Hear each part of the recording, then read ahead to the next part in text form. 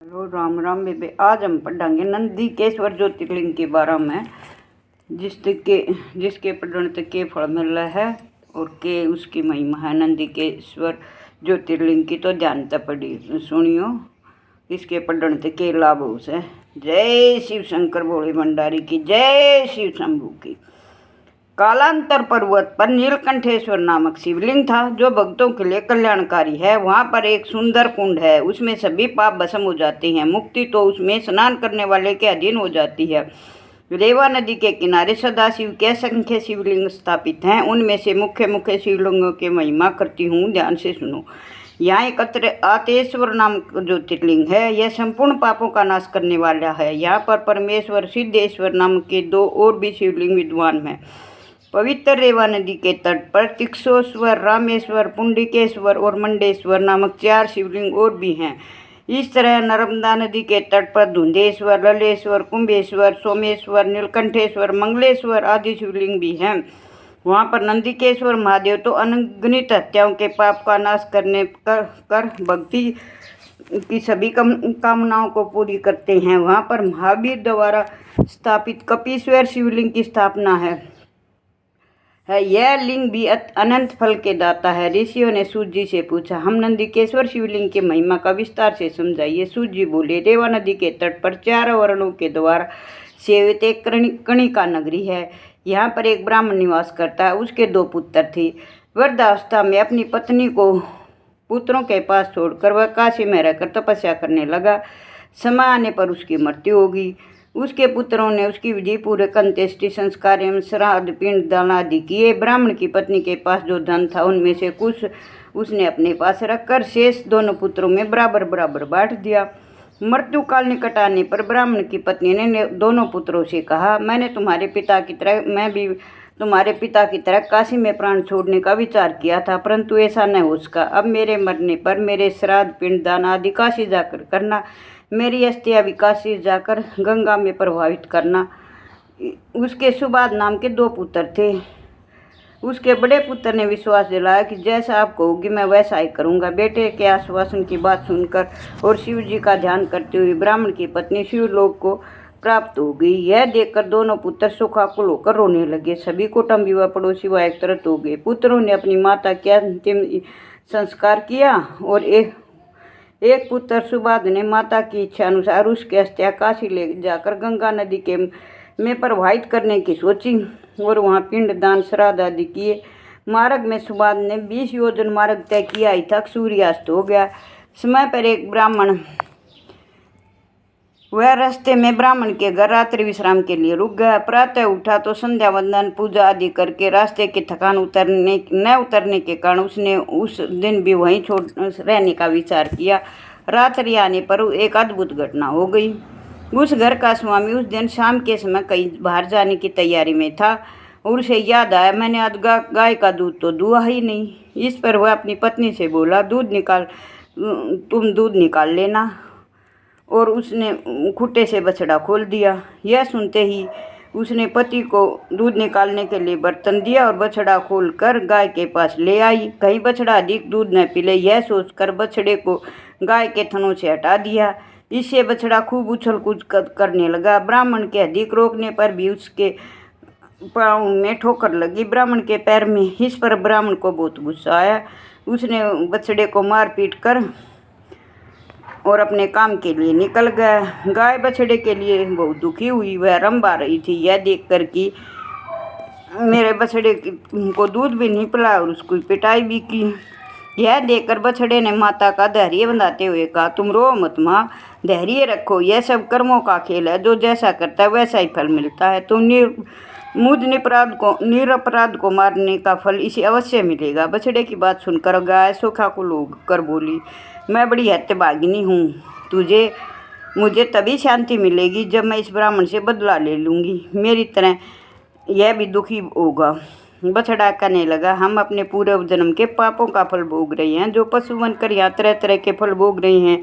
अब यदि इस जन्म में भी हम ब्राह्मण को मारेंगे तो हमें पाप लगेगा। ब्रह्म हत्या के पाप से बड़ा तो कोई पाप नहीं।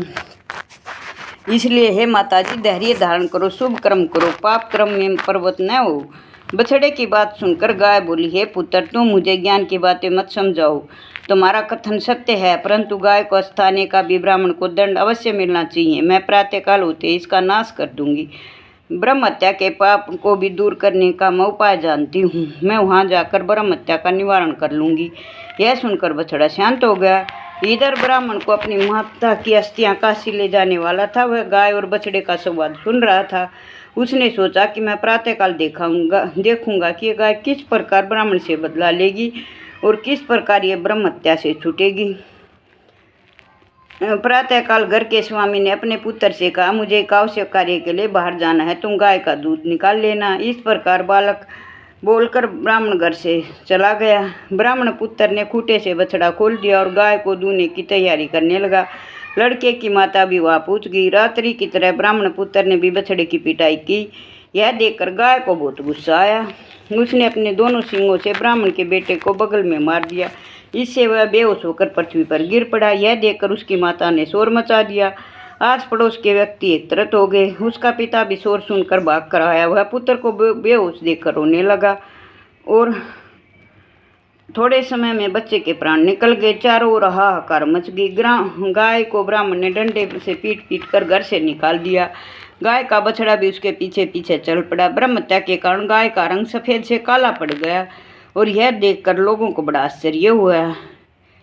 यह सब सुबाद नाम का वह पथिक भी देख रहा था। वह आश्चर्यचकित होकर गाय के पीछे चल दिया।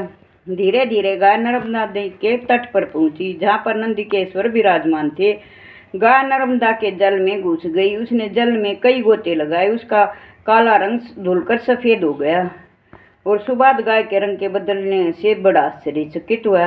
वह नित्यक्रम से निपटकर काशी को चल पड़ा। गाय भी अपने पूरे पूर्व स्थान को चल पड़ी।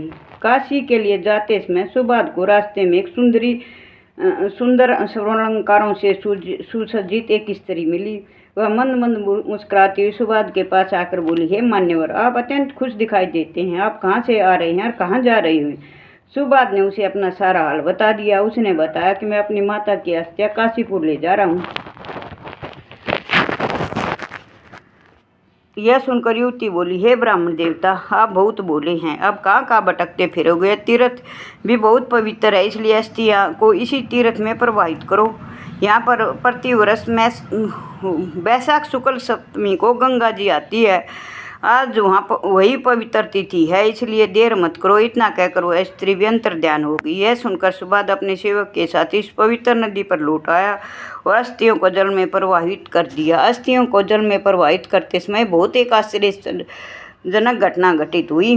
उसने देखा कि उसकी माता दिव्य शरीर धारण करके उससे कह रही है, हे पुत्र, तुम धन्य हो, तुम्हें सद्गति प्रदान हो और तुमने मेरी सद्गति प्रदान करने में सहायता प्रदान की। तुम हमेशा सुखी रहोगे, तुम्हें किसी चीज़ की कमी नहीं रहेगी, तुम दीर्घायु वाले होगे, तुम्हारा वंश वृद्धि को प्राप्त होगा। इस प्रकार उसकी माता सुबद को आशीर्वाद देती हुई शिव जी के धाम को विमान पर आरूढ़ होकर चली गई। सुबाद भी अपने घर को प्रस्थान कर गया। सूर्य जी ने ऋषियों से कहा, अब हमें यह चरित्र बताने की कृपा करें कि गंगा जी प्रतिवर्ष वैशाख शुक्ल सप्तमी को नर्मदा नदी किस लिए आती है। सूर्य जी ने बताया, हे ऋषियों, एक ब्राह्मण था, उसकी पत्नी का नाम ऋषि था। वह नर्मदा नदी के तट पर रहती थी। उसका पति पूर्व जन्म के पापों के कारण तरुण अवस्था में मर गया। उस बाल विधवा ने नंदिकेश्वर महादेव की बड़ी तपस्या की थी। वह शिव जी के ध्यान पूजन में तल्लीन रहने लगी। वह पार्थिव लिंग बनाकर तपस्या में लीन रहने लगी। उन दिनों एक दुष्ट असुर उधर से आ निकला। वह बहुत ही शक्तिशाली और मायावी था। उसकी दृष्टि बाल विधवा तपस्विनी पर पड़ी। वह उसके रूप पर मोहित हो गया और तरह तरह के प्रलोभन देने लगा। उसने कामाद होकर अपनी वासना की तृप्ति के लिए उसे कहा। तपस्विनी ने उसकी ओर देखा तक नहीं। अब उस असुर ने अपनी माया से उसे डराने लगा और तरह तरह के रूप धरकर उसे डराने लगा। उसे पकड़ने के लिए दौड़ा। वह डर कर शिवलिंग से चिपट गई और शिव जी से प्रार्थना करने लगी और अंदर पुकार सुनकर शिव जी प्रकट होकर हाथ में त्रिशूल धारण कर उस दुष्ट राक्षस को भस्म कर दिया। इसके पश्चात सौम्य रूप धरकर उस ब्राह्मणी से वरदान मांगने के लिए कहा। वह ब्राह्मणी हाथ जोड़कर प्रार्थना करने के बाद विनीत स्वर में बोली, हे प्रभु, आप भक्तों के रक्षक और शरणागत के वात्सल्य कहलाते हैं। आप चरण कमलों में मेरा प्रणाम बार बार स्वीकार करो। मेरी हार्दिक इच्छा है कि आप इस पार्थिव लिंग में सदैव के लिए विराजमान हो जाओ। आपके चरणों में मेरी भक्ति सदा बनी रहे। शिव जी बोले, हे देवी, तुम्हारी अभिलाषा अवश्य पूरी होगी। इधर पतित पावनी गंगा भी लहराते हुए दिव्य रूप धारण कर ब्राह्मणी के पास आकर बोली, हे कल्याणी, मैं तुमसे बहुत प्रसन्न हूँ। मैं प्रतिज्ञा करती हूँ कि प्रति वर्ष से वैशाख शुक्ल सप्तमी के दिन यहाँ आया करूँगी। इसका कारण यह है कि यहाँ भोले शंकर का निवास होता है, वहाँ में मेरा आगमन जरूर होता है, परम आवश्यक होता है। गंगा का यह कथन सुनकर ब्राह्मणी अति प्रसन्न हुई और भगवान भोले शंकर तभी से इस पार्थिव लिंग में विराजमान हो गए। तभी से यह वैशाख शुक्ल सप्तमी के दिन गंगा जी भी यहाँ आती है। तभी से तीर्थ नंदिकेश्वर नाम से प्रसिद्ध है। बोलो नंदिकेश्वर की जय। नंदिकेश्वर की महिमा पढ़ने से सुनने से सब पाप नष्ट हो जाते हैं। बोलो नंदिकेश्वर की जय।